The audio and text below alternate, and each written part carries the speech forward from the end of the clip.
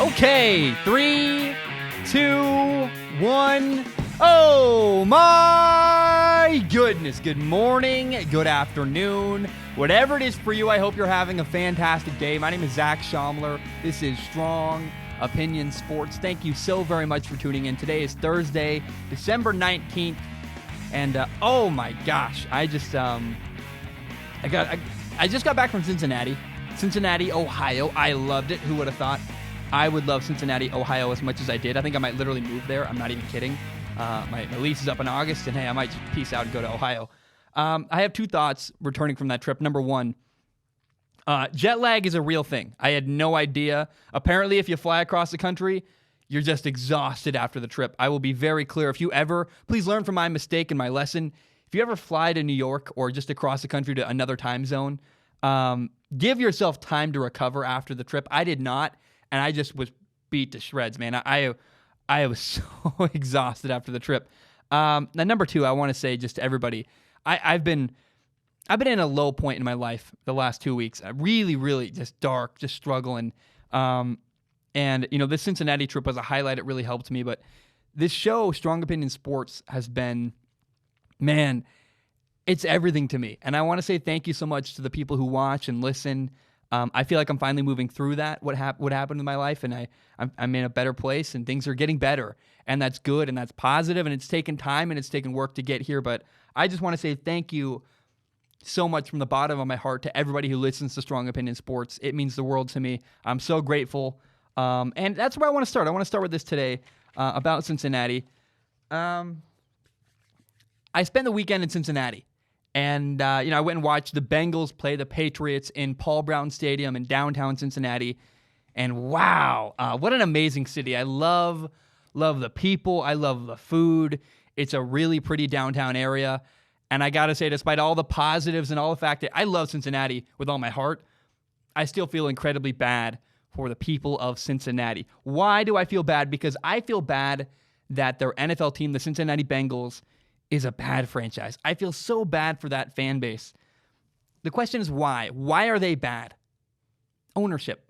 Their ownership is awful. Mike Brown is the owner of the Cincinnati Bengals. He inherited the team from his daddy, Paul Brown.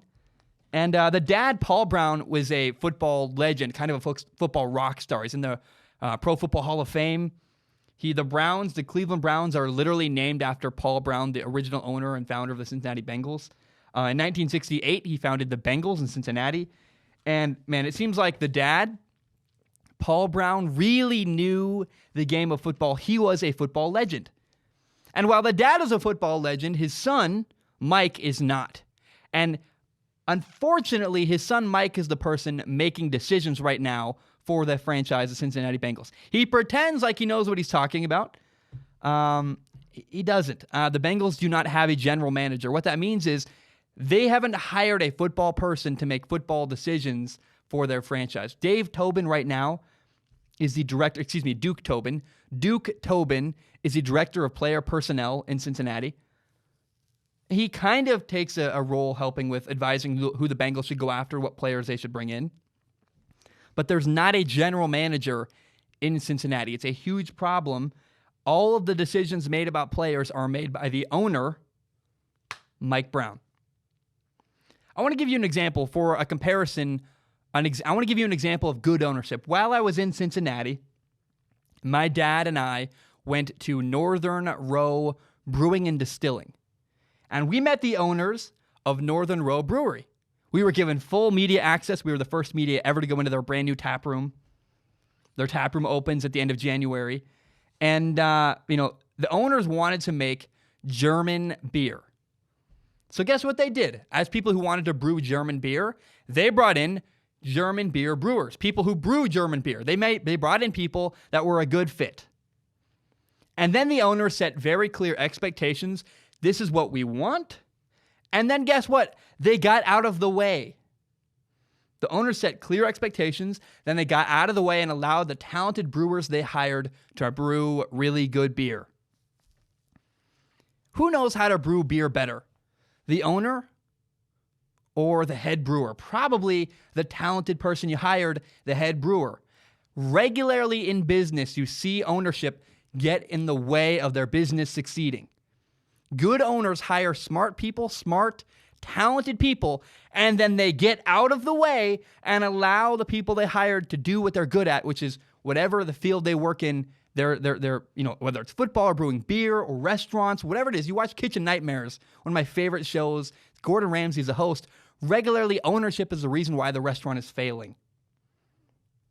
So again, the Brewers were given, hey, the owner said, here's our clear expectation. This is what we want. Then we're going to get out of the way. Northern Row Brewery has some of the best ownership I have ever come across in my entire life. And my dad is a food writer. I've been to, I think, hundreds, if not thousands, of breweries and restaurants and distilleries. I've met a lot of ownership, and a lot of them are pretty good.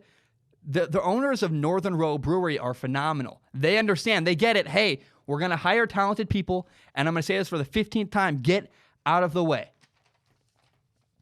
Mike Brown, the Bengals owner, is afraid and unwilling to give up power to someone beneath him. He will not give up. He will not hire a smart football person and get out of the way. He needs to hire a general manager.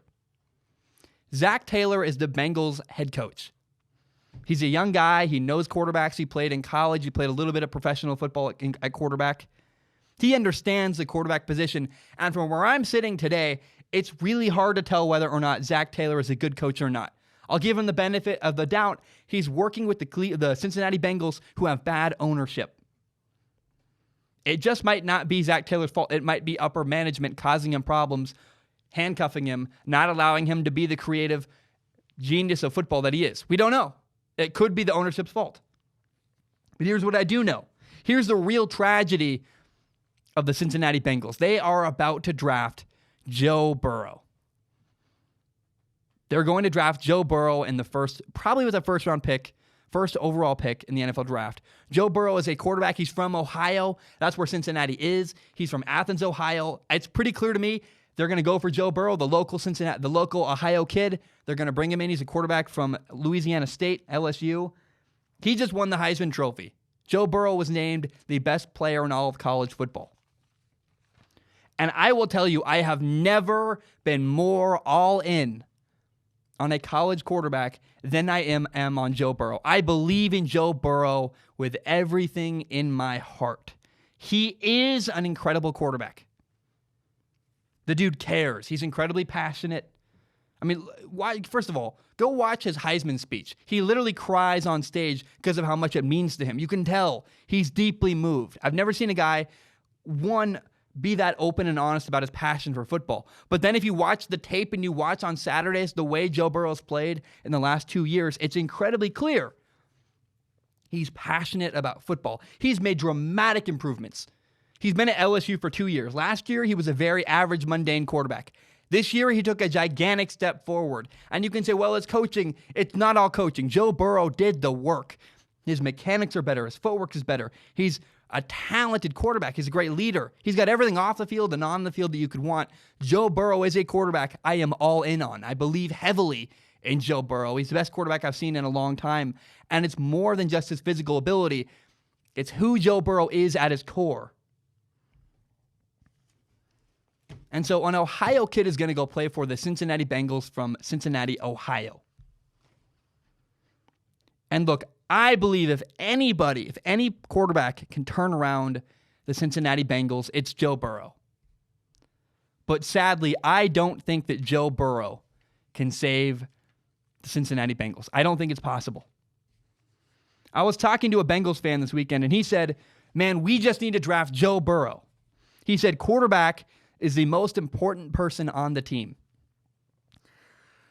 And that Bengals fan is mostly right. It is mostly the truth that the quarterback is the most important position on a football team. But sadly, the reality is actually the most important person, the person you rarely hear about, because most of them are just a good enough job that they don't ever get in the way. But sadly, the most important part of an NFL team is the owner. That person, the owner, is the most important person on the football team. If he reaches his hand in the cookie jar and gets in the way and has his hand meddling with football, he can be a problem and ruin things for the rest of the players, no matter how talented the people you hire are. Just imagine if the Brewers at Northern Row Brewery had ownership handcuffing them, telling them you got to use these ingredients, got to do it this way, micromanaging everything they did and not giving them the freedom to work and be creative with what they do. Northern Road Brewing has some of the best beer I've ever had in my entire life. It's actually straight up my favorite. I cannot wait to go back there and have more of it. But it wouldn't happen if the ownership got in the way of the creative people and didn't allow them to do their job. No matter how good Joe Burrow is, he's going to be drafted by the Bengals. It's going to happen. I don't really care that you can say it's a bold prediction. I don't believe it. I think unless the Bengals are massive idiots, they're not going to draft. They're going to draft somebody else. Unless the Bengals are massive idiots, they're going to draft Joe Burrow. It's too good a story. He's from Ohio. He's the best quarterback in the draft. They're going to do it. And in spite of the fact that he's incredibly talented, ownership is going to get in his way. Even the best and the brightest need good ownership that allows them the freedom to shine. It's just funny, man. I saw this gigantic contrast in Cincinnati this weekend. Northern Road Brewing has incredible, talented brewers. And the Bengals are going to have this incredible, talented quarterback. Why will the Bengals be the one that fails? Ownership. You can have all the pieces right, but if your ownership is meddling and too involved and overly involved, you're going to fail. Ownership is going to get into Joe Burrow's way. The Bengals have bad ownership, which stifles and limits talented people. Again, I'll say this over and over and over again. I was so impressed with Northern Road Brewery. The best owners are like the owners of Northern Road Brewery. They hire people who are smarter than them in that field. Brewing, football, restaurant, whatever you want it to be. Hire people who are smarter than you if you're the owner. Create clear expectations and then get out of the way. Let the talented people you hired do what they do best. And sadly, the Bengals owner, Mike Brown, will not do that. This is why the Bengals are going to fail, even though they're about to draft an incredible quarterback, Joe Burrow. A quarterback I believe in Joe Burrow's career is going to have a sad ending because his ownership will not be good enough. Oh, man, it's so disappointing. There's nothing worse than watching a missed opportunity or watching somebody get in their own way or not allowing. I know someone recently who had something great in front of them and they couldn't allow themselves to enjoy it, and it cost them that opportunity. It's like, man, that's so sad. You feel bad for that person because they got in their own way, and there's nothing more sad than people who get in their own way. I saw a lot of things on my adventure in Cincinnati. I loved it. We're going to talk about Tom Brady. I got to watch Tom Brady live. And we're also going to talk about Andy Dalton, the Bengals quarterback. I actually want to start with Andy Dalton, the Bengals quarterback. I feel bad for Andy Dalton, the quarterback of the Bengals. He's been the Bengals quarterback for years, and his time as the franchise quarterback seems to be coming to an end. You know, I've actually watched a lot of film on Andy Dalton. I recently went through a breakup, and that breakup threw my whole life, sideways and threw me off. But before that breakup happened, I was about halfway through the season watching Andy Dalton film this year. And let me tell you what I saw when I watched the film. It's that in multiple ways, Andy Dalton has been set up to fail. I feel genuinely kind of bad for him. Number one, Andy Dalton is a victim of being drafted by the Cincinnati Bengals, a doomed franchise with bad ownership. But number two, this is more sad and more important. Andy Dalton is in way, way over his head. Have you ever seen a situation where somebody gets a job that they're just not qualified for? They're underqualified for the job they have. They don't have the skills required to do the job well. Imagine if I, Zack, was hired by NASA to design spaceships. It'd be a huge mess because I have no idea what I'm doing. I'm in way over my head. That's an extreme example. But it's a similar situation with Andy Dalton for the Cincinnati Bengals. Andy Dalton doesn't have the physical ability necessary to be a long-term starting quarterback in the NFL. He was never qualified for the job, and yet he was put into a situation where he was needed to be, and he was never put in a position to succeed. When the Bengals decided to make him their franchise quarterback, problem right there. Should have been a red flag. It was over. It never was going to work. Andy Dalton is incredibly limited as a quarterback. He has an incredibly weak arm. He also can't run to make up for the fact that he can't throw very well. Andy Dalton is very similar to Case Keenum, the former Vikings, now Redskins quarterback. He's got a low ceiling with very limited potential. I mean, sure, once upon a time, he had a good year or two. He made it to the Pro Bowl once. Maybe twice. I don't actually remember how many times it happened. But the truth is, Andy Dalton had some success in the past. But that's the ceiling. That's the best it was ever going to get. Making him a 10-year long-term starter in the NFL was a mistake. It should have never happened. That's the best he has. Now, Andy Dalton is a really nice guy. He presents really well. Forget talent on the field. Let's talk about face of a franchise. He does a great job representing his football team. But that's only part of the skill set required to be an NFL quarterback and to be a long-term franchise quarterback. Andy Dalton doesn't have what it takes on the field. I've met people who worked with him at events. They did coordinated Cincinnati events with him, and they said he's a wonderful person. He's very nice. But again, the sad, harsh reality is Andy Dalton should have never been in the position to be the franchise quarterback for the Cincinnati Bengals. Straight up, he doesn't have a good enough arm. And that's going to make people upset, but it's true. I watched him play live on Sunday.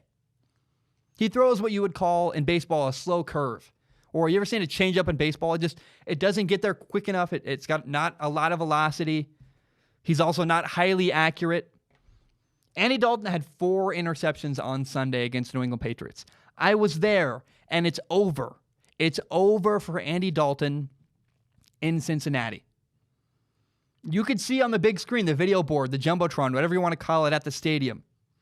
You could see the look on his face after his second interception in that game. He knew it. He knew it was over, and he was grieving. I shouldn't laugh. I felt bad for him. The look on his face told him he knew his time in Cincinnati was coming to an end. And I felt bad for him because he was grieving, and you could tell he's upset. Like, he could tell he's about to lose his job, but he was kind of just trying to gut through it and fight through it, trying to stay focused and trying to play. And when you're grieving and upset and want to just cry, it's really hard to push through and have a good rest of your day. And he didn't have a good rest of his day. He had 2 more interceptions. They lost by a lot. But Andy Dalton was grieving the loss of his job.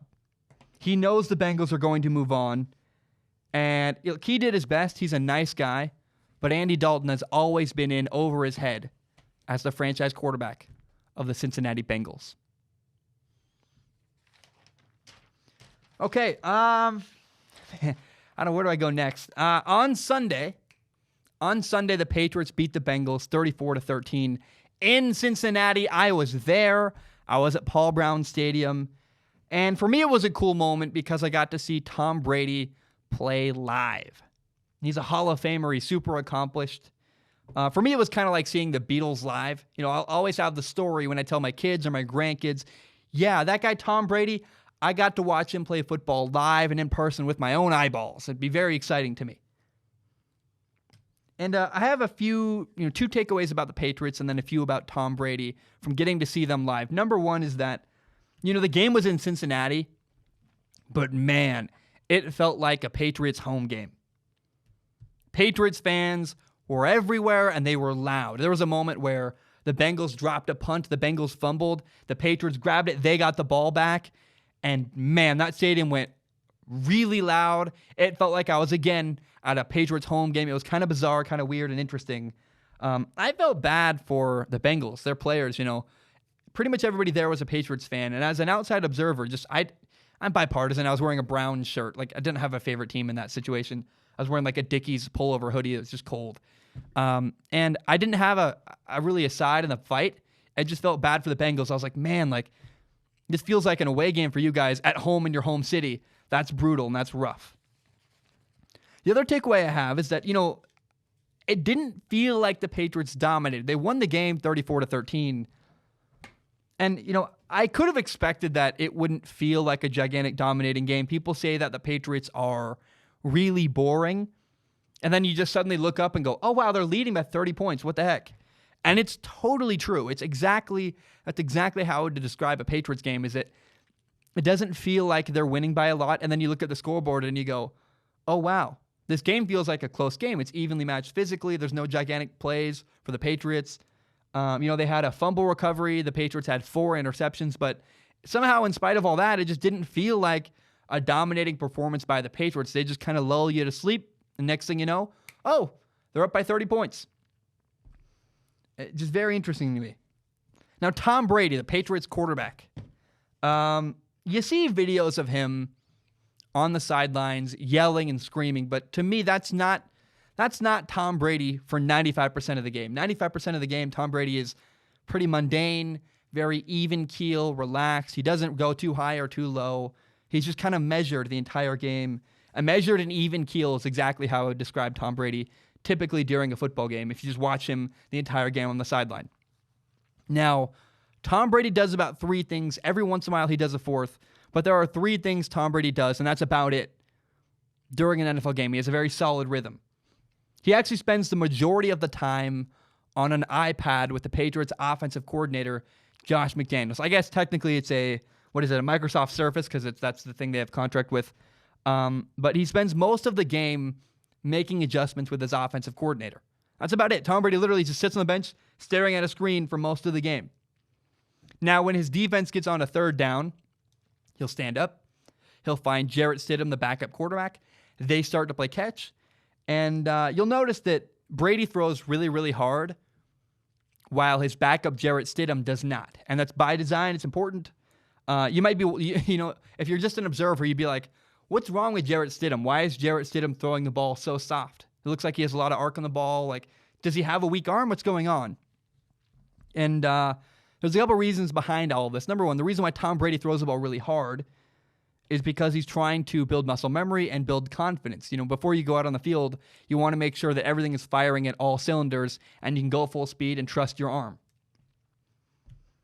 Now, the other reason why Jarrett Stidham is not throwing hard is to protect Tom Brady's hands. I mean, it's the weird, interesting truth that Tom Brady's got to warm up and get himself ready, but you're not trying to warm up Jarrett Stidham. He's just trying to get the ball back into Tom Brady's hands. And so they throw the ball soft back to Tom Brady because you don't want Tom Brady to have a jammed finger or something go wrong catching a football from another quarterback. It is really cool watching Tom Brady and Jarrett Stidham, the backup, the young rookie and the long-time 20-year NFL veteran. That they appear to get along really well, Jarrett Stidham and Tom Brady. They're talking to each other. Brady has his hand on Jarrett Stidham's shoulder a lot of the time. It kind of looks honestly like, people would say uncle and son, but that's not really what it is. It's more like older brother and younger brother, the way Brady talks to and relates to him. It's very, you can tell it's kind and they have a good relationship.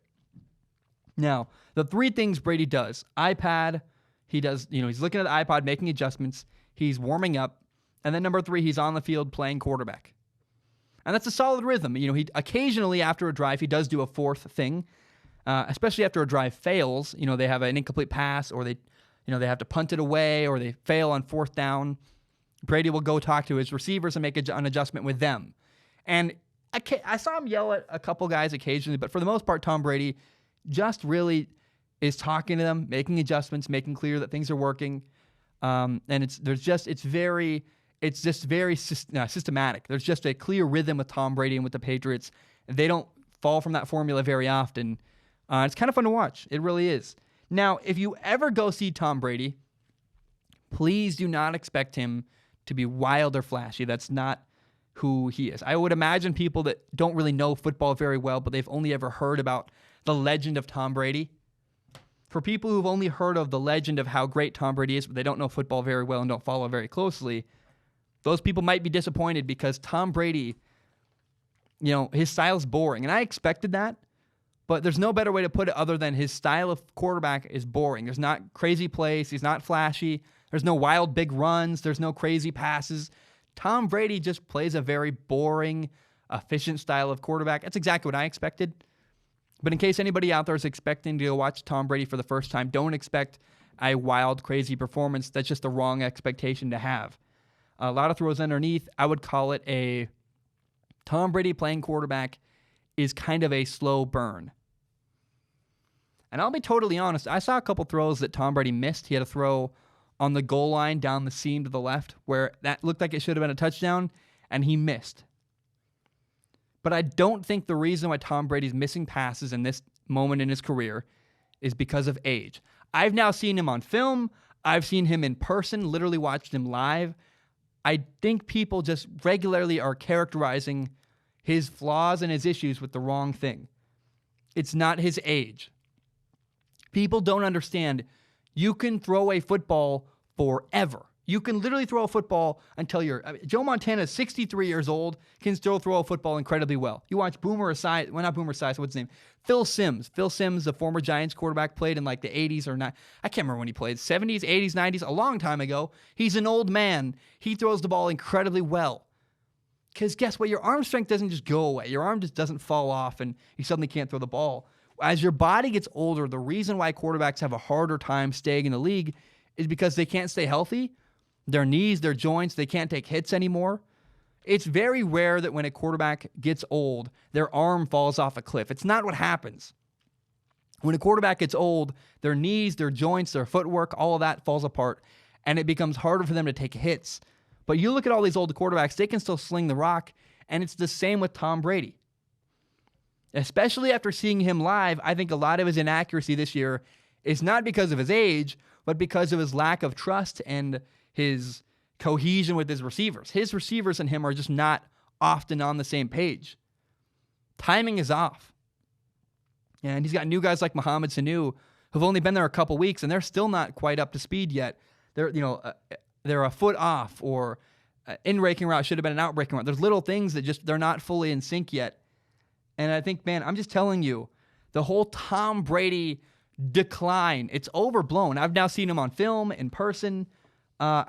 People don't understand. The reason why Tom Brady's throwing incomplete passes is not because he's old. It's not like his arm suddenly doesn't work. He's accurate. He can throw the ball well. The reason why he's off is because he's got receivers that him and his receivers just, they're not jiving. There's something, they're not on the same page regularly.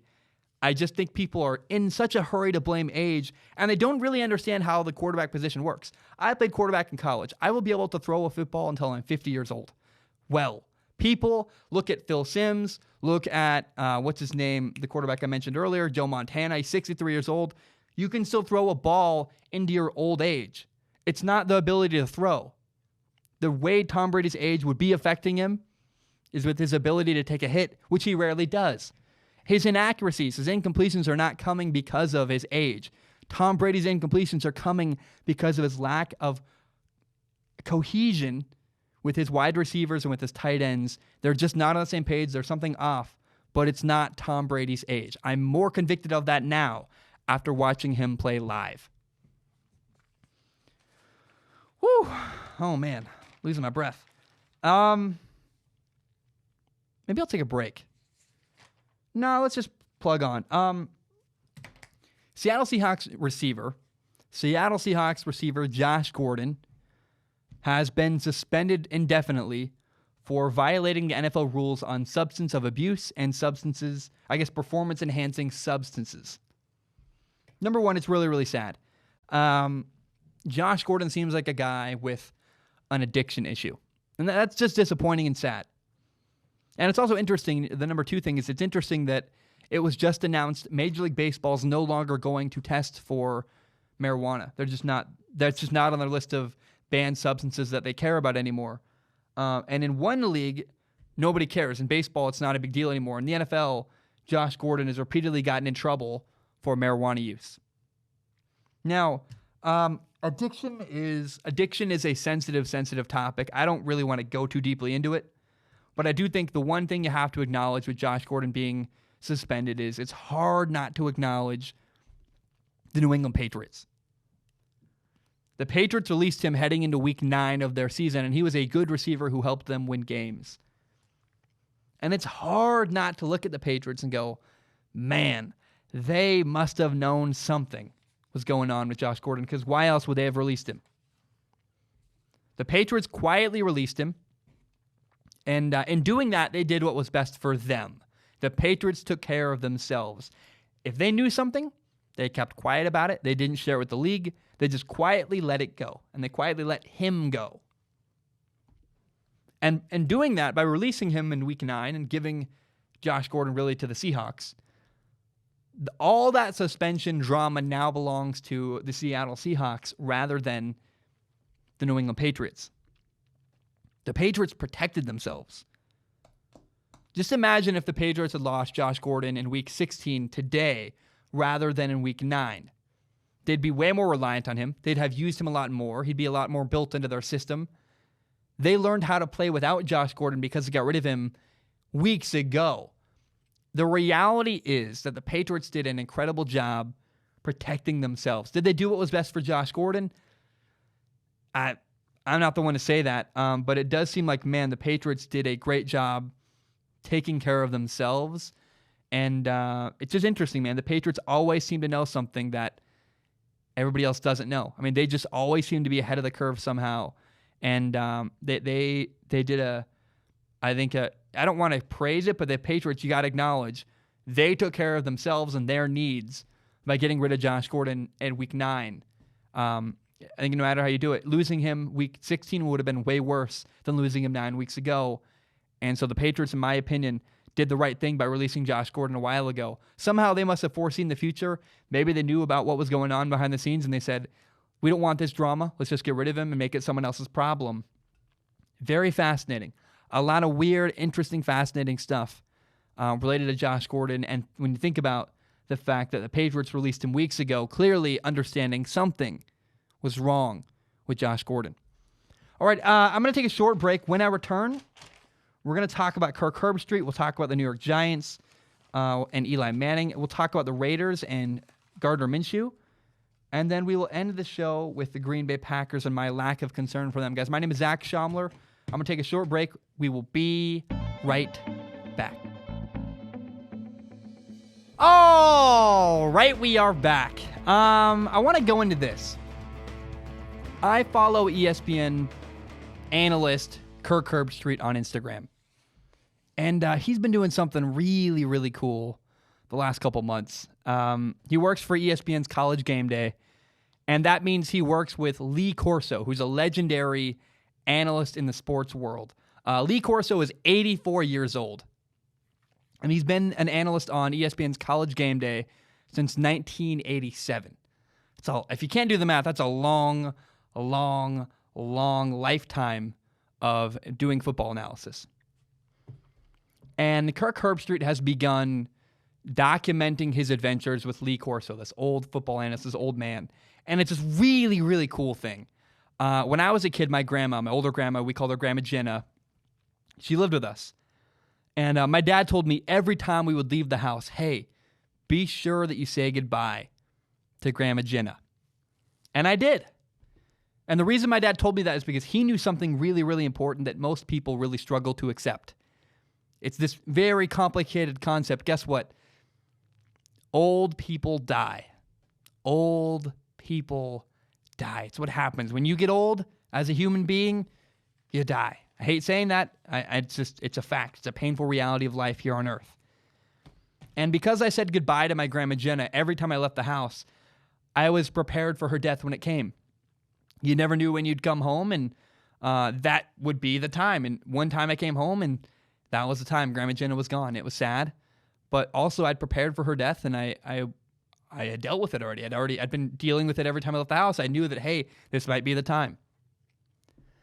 And so to me, Kirk Herbstreit is doing the coolest thing in all of sports, which is he's documenting his adventures on video with Lee Corso. And it's beautiful. It's sweet. It's really, really cool. I've actually met Lee Corso. I worked very briefly one time for ESPN's College Game Day. He's a really nice man. He's also a very, very old man. On video, it doesn't come through as much, but you meet him in person, you go, oh, this dude's old. And I just think it's so cool. I think really like the Nice Guy in Sports Award should go to Kirk Herbstreit. He's doing something incredible right now. He's documenting his adventures with Lee Corso, and to me, that's just the coolest thing in sports. I wanted to share that because I saw it, and I was like, man, I've enjoyed this journey. I've enjoyed following Lee Corso and his time with, Kirk Herbstreit. It's been so much fun. And I want to just give a huge shout out to Kirk Herbstreit. He's doing one of the coolest things in the entire sports right now, entire sports world right now, by documenting the adventures of him and Lee Corso. The New York Giants played a home game on Sunday. The Giants beat the Dolphins 36-20. And the main storyline here was that Eli Manning, the Giants quarterback, started at home for the Giants. He was the starter for years and years at quarterback for the New York Giants. And then the Giants drafted Daniel Jones. They replaced Eli Manning. But with Daniel Jones hurt, Eli Manning was able to start one more game at home in New York as the starting quarterback for the New York Giants. It's likely Eli Manning's final start as the Giants quarterback in New York. Now, he was 20 for 28 passing. He had 283 yards, 2 touchdowns, 3 interceptions. And Eli played all right. The coolest part was that they won, but the truth is Eli Manning had some really good throws and then some throws where we were like, oh, that's really bad. And there's a reason why he threw 3 interceptions, because that's Eli Manning, right? He's had a very kind of a roller coaster of emotion watching Eli Manning every time you watch him for years. Now, I've seen articles. They're probably clickbaity crap. People do that. They find a thing they know will make people angry, and they write about it. But I've seen headlines saying that the Giants are better off with Eli Manning at quarterback rather than the rookie Daniel Jones. That's wrong. That's just very wrong. Daniel Jones is the right thing moving forward for the Giants. And it's time for the Giants to move on from Eli Manning. I want to speak directly to New York Giants fans. I want to make an analogy. I ask that you listen to the entire thing. It's the only way I can properly explain the way and the fact that Eli Manning's moving on. I went through a really painful breakup recently. It destroyed me for a little while. And she was a part of my life for years and years. And I have a lot of really good memories with that girl. I mean, she meant a lot to me. Still does, to be honest. And when it ended, though, it had run its course. It was time for the relationship to be over. And when it's time for things to end, it's really tempting to ignore all the issues moving forward and just latch onto and hang on to all those good memories. You're like, what about this? And what about that? What about this? And look, Giants fans have a lot of positive, great memories with Eli Manning. They won 2 Super Bowls together. They broke some records. And I really hope that Giants fans, I hope you cherish those memories forever. I know I will always cherish the good memories I have with my ex-girlfriend. They're good moments. Appreciate them. But also, it's time to move on. Eli Manning is 38 years old. He'll be 39 in January. January 3rd is his birthday, actually. And there's literally a better option than Eli Manning right now on the Giants. His name is Daniel Jones. He's this promising young rookie quarterback. He's talented. Oh, I really hope the Giants build around him and give him some help. Maybe an offensive line that's a little better. I was talking to the owner of a brewery in Cincinnati this last weekend, and here's the advice he gave me. It was very telling. It was really helpful. He said, people come into your life, and they're kind of like chapters. Some chapters are longer than others. And when a chapter ends, you don't need to be bitter and angry or upset that it's ending. You know, for example, my ex-girlfriend was a 5-year chapter in my life. That's a long time. It's a lot of experiences, and good and bad. And Eli Manning was an even longer chapter in the history of the New York Giants. And for Giants fans, they've had Eli Manning as a part of their lives. I think in 2004, is that when he was drafted? A long, long time. And the chapter's over, but it doesn't mean you can't appreciate it for what it was. It was a good run. You had good memories. You had some hard moments, but you learned lessons through all of it. It was what it was, and now the chapter with Eli Manning is over. And I cannot think of a better end to Eli Manning's chapter in New York than winning a home game, playing well, being the starting quarterback, kind of riding off into the sunset. That's the best ending you're possibly going to get. And so I really hope that Giants fans, just please let it be. Let it be. Let it be the end. And appreciate that chapter of your life with Eli Manning for what it was. It was a good thing when it was happening, and that chapter is now over. Okay, here's a fun narrative here. On Sunday, the Raiders played their final game in the Oakland Coliseum, and guess who the winning starting quarterback was? What quarterback won the final game in the Oakland Coliseum? It's going to be a fun trivia question for years. That guy was Gardner Minshew. Oh, man. It brings me so much joy. I love Gardner Minshew. He's the quarterback for the Jaguars. His team, the Jacksonville Jaguars, got the ball back with 1 minute and 44 seconds left in the game. 1st and 10 on their own 35-yard line.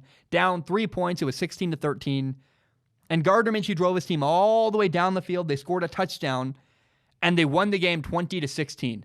Gardner Minshew is the real deal. I love him. Man, it's awesome. You look at the Jaguars players' social media. I went and looked at Leonard Fournette's Instagram. He's got a picture. He's proud of his quarterback, him and Gardner Minshew. He's like, this is the man. You can tell the Jaguars players, his teammates, they love Gardner Minshew. And I am telling you, he's a special person and a special quarterback. Gardner Minshew is a real deal. And if the Jaguars can't see that, they're idiots. I know someone recently who had a really good thing in their lives, and they just couldn't appreciate it. They couldn't keep it together. They couldn't enjoy it, and therefore they missed out. The Jaguars had better appreciate Gardner Minshew. This thing right in front of them, hitting them in the face. There's this awesome thing.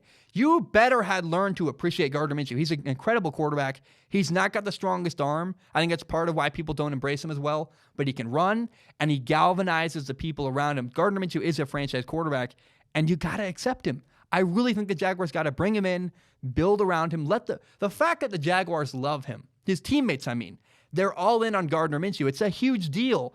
And it's so weird to me that for whatever reason, I guess arm strength, the Jaguars front office cannot seem to embrace their quarterback. They brought in Nick Foles. It didn't work. Gardner Minshew, it's clear it works. Embrace him. Allow for him to be the guy. I didn't even plan to have this rant. I just went on a rant. It drives me nuts. Enjoy the thing right in front of your face. Gardner Minshew's right there. He's so good. And the players love him. The Jaguars had better build around him. Whew. I mean, running's part of his game. Gardner Minshew reminds me a lot of younger fans of the show. I wasn't even alive really when he was doing his thing, but I'm a huge football nerd.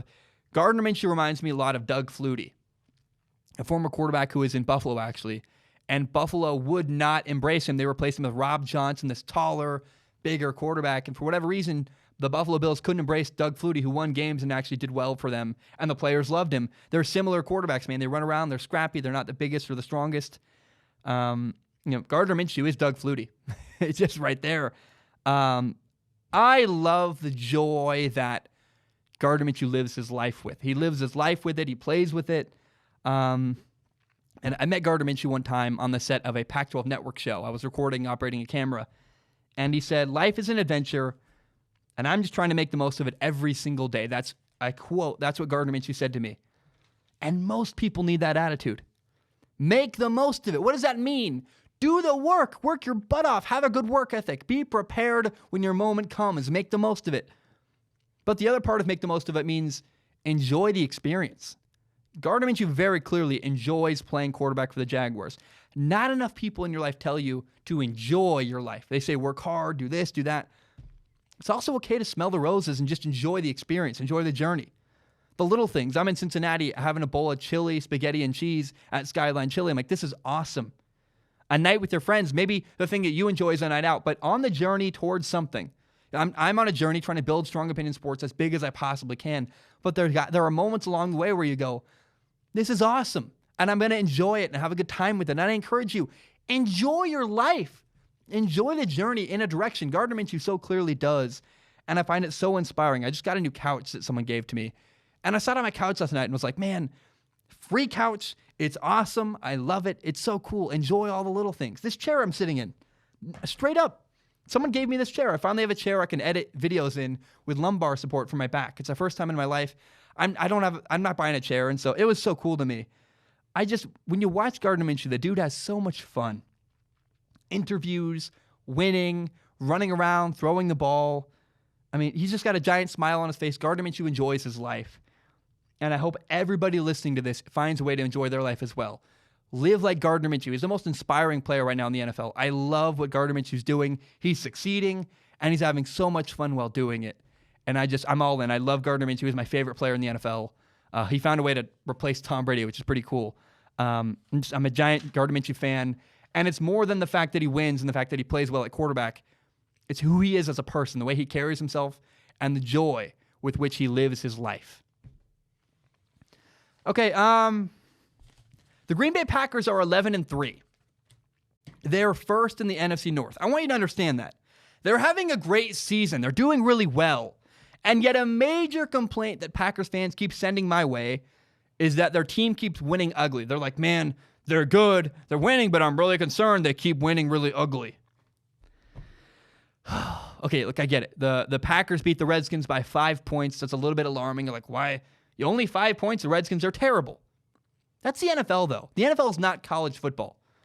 In college football, Alabama better beat, for example, Washington State. Alabama plays Washington State. They better win by 50 points. The talent level is far more equal in the NFL. Any given Sunday is literally a term they say because any team can beat any team because there's not a gigantic difference in talent no matter how good your record is. But the other thing is this. You know, the Packers just had an ugly victory over the Bears on Sunday. Aaron Rodgers was 16 for 33 passing at 203 yards passing, only 203, 1 touchdown, no interceptions, and the Packers didn't score in the fourth quarter. And a lot of people are concerned. They're like, oh, we're winning ugly. And a lot of people are wrong for being concerned. The Packers keep finding different ways to win football games, and to me, that's the mark of actually a really good, well-run, well-organized football team. A good football team finds different ways to win every single week. Let's appreciate the progress the Packers have made in the last, 2-3 years. In the past, the only way the Packers could win was if Aaron Rodgers put the team on his back, played like an MVP candidate, and was incredible, and just carried them to victory. Things have changed in Green Bay. For years, Packers fans always yelled at me, Aaron Rodgers needs to get help. We need help for Aaron Rodgers. Well, guess what? They finally got Aaron Rodgers help, and yet for some reason, somehow, Packers fans cannot seem to accept it. Everybody's all worried. It's nonsensical. Pick a side. I'm not kidding. Pick a side. Do you need more help? Do you need to win games more ways? Or does it need to be all Aaron Rodgers? Because right now, it's not all Aaron Rodgers. And that's all anybody wanted for a long time, and yet people are unsatisfied with it. It's weird to me, man. The Packers have found so many ways to win football games this year. They had a game where Aaron Jones, their running back, I believe it was against the Cowboys, had 4 touchdowns, and they ran the ball incredibly well. That's how they won. They've had other games where there are more defensive struggles, and the defense comes up with a big play at the end of the game, and that's how they win. And then sometimes Aaron Rodgers puts on his MVP cap and plays phenomenal, and that's how they win a football game. The Packers have won so many different ways this year, and the fact that they can win ugly is not a bad thing. It shows that they're no longer solely dependent on their quarterback, Aaron Rodgers. They also appear well coached. What's my prime example of that? You can get mad at me all you want. The fact that the Packers find different ways to win every week shows they've got a coach who's willing to adapt and play differently and do what it takes to win. They're 11-3. They're first in the NFC North, and yet somehow Packers fans are still unhappy. I don't understand. Things are changing in Green Bay. Things have changed. They're different. And change sometimes is good. In fact, usually change is good. Not always. Sometimes change is a good thing. And instead of being afraid about having change in Green Bay, I really want Packers fans to lean into it. Appreciate how much better of a football team you have now. You have a football team that's good enough that you don't need to rely on Aaron Rodgers playing and carrying the team every week. That's not a bad thing. Winning ugly is not a bad thing. It's actually the mark of a good football team who, despite struggle and challenges, finds a way to win every single week. I feel incredibly encouraged that that's the narrative coming out of Green Bay right now. I'm not concerned. I actually think the Packers winning and winning ugly is a good thing. I got to say, before we end the show, I love the vibe of the Midwest. I'm in the Minneapolis airport on Monday. And there's Vikings fans and Packers fans everywhere, and they're sitting next to each other, and they're just talking smack. And it's so much fun. There's just this fun banter that I love between Packers and Vikings fans, and you only really get that in the Midwest. I would imagine Yankees fans and Boston Red Sox fans would just want to kill each other. They're just fighting and yelling. There's not any cordialness. There's a level of, it's important, clearly. It's at the forefront of our minds during football season that Packers fans and Vikings fans, football's there. They care about it tremendously, far more than people. I live in Portland on the West Coast. I hate this area. They don't care about sports at all. It's not the same level of intensity about sports. But unlike the East Coast is intensely also passionate about sports, but they're angry and mean. On the West Coast, man, I love the attitude. There's fun banter. They make fun of each other. Oh, he's just a dumb Vikings fan. Like, that's fun to me. And that whole, I really have fallen in love with the Midwest. I think the vibe of the Midwest fits me. I love the people there. I love the way they relate to sports, and the way they care about sports is so cool. I don't know. I really see myself moving to Cincinnati in a couple years. Probably, honestly, my lease is up in August. I might just go to Cincinnati then.